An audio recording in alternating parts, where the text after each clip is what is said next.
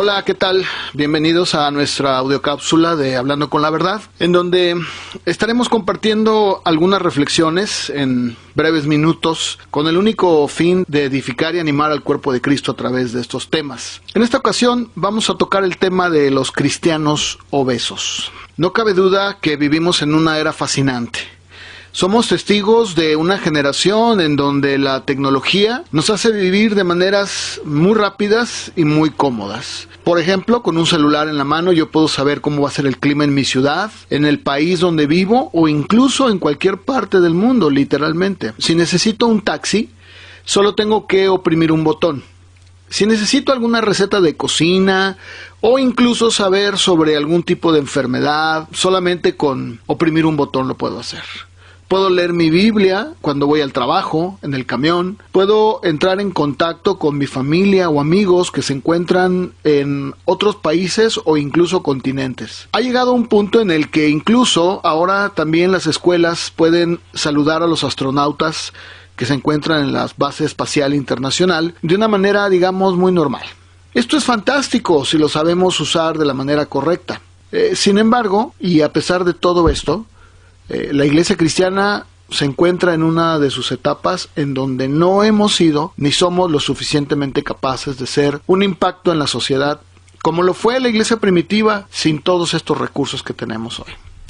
Y la pregunta es, ¿qué está sucediendo? Estoy convencido que el día de hoy hemos trasladado esa tecnología y ese conocimiento a la iglesia y lo hemos usado de una manera incorrecta. Si bien el tener todo esto nos debería de llevar a orar y a conocer misioneros y necesidades espirituales en otros lugares del mundo, así como la persecución que existe en algunos lugares o pueblos no alcanzados, simplemente nos hemos limitado a engordar espiritualmente, a saciar nuestro conocimiento y no lo llevamos más allá de la silla, la butaca o la banca de la iglesia. Recuerdo perfectamente bien cuando fui a ver una película con mi hija, la mayor, la película de Wall-E. Una de las cosas que me llamó poderosamente la atención fue que las personas que vivían en esta nave espacial estaban esperando poder aterrizar y poblar la Tierra. Se la pasaban en sus pantallas sentados y poniéndose obesos. No hacían ningún esfuerzo físico. De hecho, no tenían que hacerlo porque todo se les llevaba a sus lugares. Todo lo que tenían lo podían encontrar en sus pantallas. Era un cuadro terrible de una realidad. El día de hoy tenemos toda la información posible para profundizar en la palabra, para poder ser mejores, eficaces y efectivos hijos de Dios. Y lo que muchas de las veces se hace es alimentar el conocimiento sin ningún esfuerzo para demostrar que en verdad somos hijos de Dios en la práctica. El día de hoy se ha utilizado ese conocimiento más que otra cosa para demostrar que sabemos más que los demás, para gastarlo en discusiones estériles, para tratar de ver quién sabe o quién conoce mejor tal doctrina o tal predicador, tal aspecto o tal concepto. Parece que el día de hoy tener un celular en la mano o un dispositivo es todo lo que necesito. Todos somos unos teólogos y unos maestros cuando se habla del conocimiento. Todo lo encuentro aquí. Ha llegado a un punto en el que incluso muchos cristianos dicen que no necesitan congregarse porque también pueden ellos ver a su predicador favorito cuando ellos quieran. Desde la comodidad de mi sala, de mi sillón, de mi recámara, de mi cama, puedo ver al predicador que me gusta. ¿Qué es lo que está sucediendo? Bueno, creo que estamos perdiendo de vista algo ante este panorama de información y tecnología. El método del Señor sigue siendo el mismo. Mientras que el día de hoy los cristianos no entendamos que antes que ser maestros debemos ser discípulos, que antes de ser el que envía debo ser el mensajero, antes de ser el mayor debo ser el menor, antes de ser el más grande debo ser el que sirve. Si no entendemos esto, seguiremos padeciendo cristianos obesos. Se han engordado tanto de tanto conocimiento, pero no se ejercitan. En la práctica no saben lo que es servir. Algunos dicen que no se necesita el conocimiento para poder ser útil o un buen creyente, ya que dicen el Señor mira el corazón y las intenciones bastan.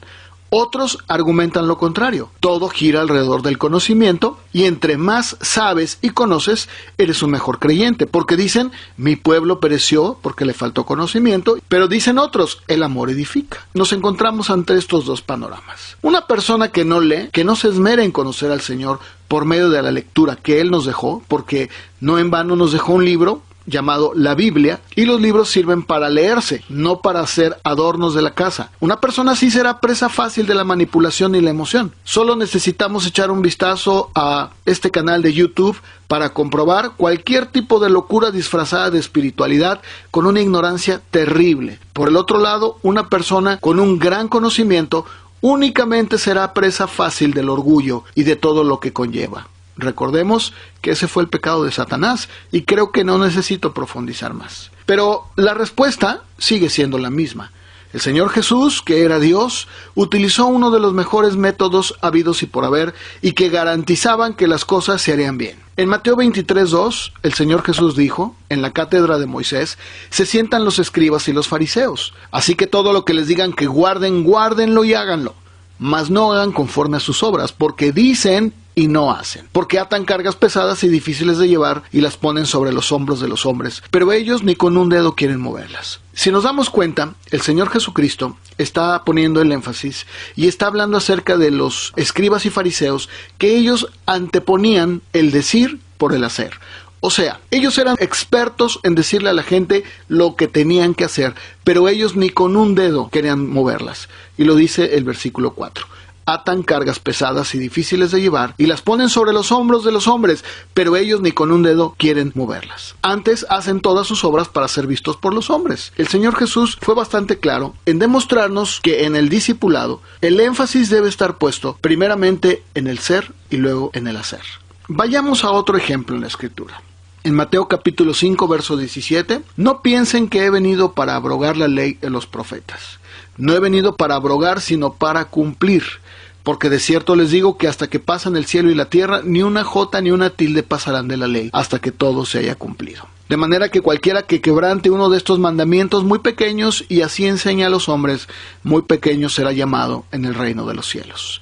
Mas cualquiera que los haga y los enseñe, este será llamado grande en el reino de los cielos. Nuevamente, si ustedes se fijan en el verso 19, el énfasis del Señor es en que cualquier persona que enseña a los hombres, pero quebranta uno de los mandamientos, será llamado muy pequeño en el reino de los cielos. Pero cualquiera que los haga y los enseñe, este será llamado grande en el reino de los cielos. Él antepone el hacer por el enseñar. Que lo que Dios está interesado en nosotros es que podamos nosotros poner en práctica, que podamos vivirlo. No solamente el poderlo enseñar, no solamente el tener el conocimiento, no solamente el tener todas las bases bíblicas. Se trata de hacerlo, de vivirlo. Si nosotros no empezamos a vivir nuestro cristianismo, entonces se vuelve estéril, se vuelve inútil. Lo único que vamos a tener es una apariencia. En el aposento alto, en el Evangelio de Juan, capítulo 13, dice el verso 1, antes de la fiesta de la Pascua, sabiendo Jesús que su hora había llegado para pasar de este mundo al Padre, como había amado a los suyos que estaban en el mundo, los amó hasta el fin. Y aquí nos dice el Evangelio, en los siguientes versículos, que el Señor Jesús, sabiendo que el Padre le había dado todas las cosas, se levanta de la cena, se quita su manto, pone agua en un lebrillo y empieza a lavar los pies de sus discípulos. Y empieza a enjugarlos con la toalla con que estaba ceñido. Pedro le dice al Señor, ¿tú me lavas los pies? ¿Por qué le pregunta esto? Porque esto que estaba haciendo el Señor, esta acción, era la labor que tenía que hacer un esclavo, lavarle los pies de las personas invitadas que llegaban a la casa. Así que para Pedro, lo que el Señor está haciendo no tiene sentido. Y vemos cómo entra un diálogo entre el Señor Jesús y Pedro, pero yo quiero que vayamos al versículo número 13, en donde el Señor, después de que lavó los pies de ellos, vuelve a la mesa y les pregunta, ¿saben lo que les he hecho? En el verso 13 Él les dice, ustedes me llaman maestro y señor y dicen bien porque efectivamente lo soy. Pues si yo, el Señor y el Maestro, he lavado sus pies, ustedes también deben lavarse los pies los unos a los otros. Porque ejemplo, aquí hay que enfatizar, ejemplo les he dado, para que como yo os he hecho, ustedes también hagan. Verso 16. De cierto les digo, el siervo no es mayor que su señor, ni el enviado es mayor que el que le envió. Escuchen ustedes el verso 17. Si saben estas cosas, bienaventurados serán si las hicieren. Si se dan cuenta, la bienaventuranza no está en saberlo, está en hacerlo. Entonces nos encontramos que el Señor Jesús, en su ministerio, lo que Él hacía era con el objeto de que sus discípulos aprendieran en la práctica lo que Él estaba enseñándoles. No era una cuestión teológica, no era una cuestión doctrinal, era una cuestión de práctica, era llevarlo a la práctica. En Hechos 1:1 nos encontramos con Lucas escribiendo su evangelio y el verso 1 dice: en el primer tratado, oh Teófilo, hablé acerca de todas las cosas que Jesús comenzó a hacer y a enseñar. El énfasis nuevamente está puesto en el hacer y en el enseñar. Con estas pocas escrituras podemos darnos cuenta que el Señor siempre puso el énfasis primero en el hacer y después en el enseñar. Tenemos que llevar nuestro cristianismo y nuestro conocimiento a la práctica para poderlo enseñar. Si nosotros lo hacemos al revés, entonces lo único que vamos a hacer es convertir prosélitos que tienen un gran conocimiento, que saben bastante del evangelio, pero que en la práctica no mueven ni un dedo. Muchas gracias por su atención, esperamos que haya sido de bendición para ustedes y nos vemos en la próxima audiocápsula. Se despide de ustedes su amigo y servidor Luis Wally.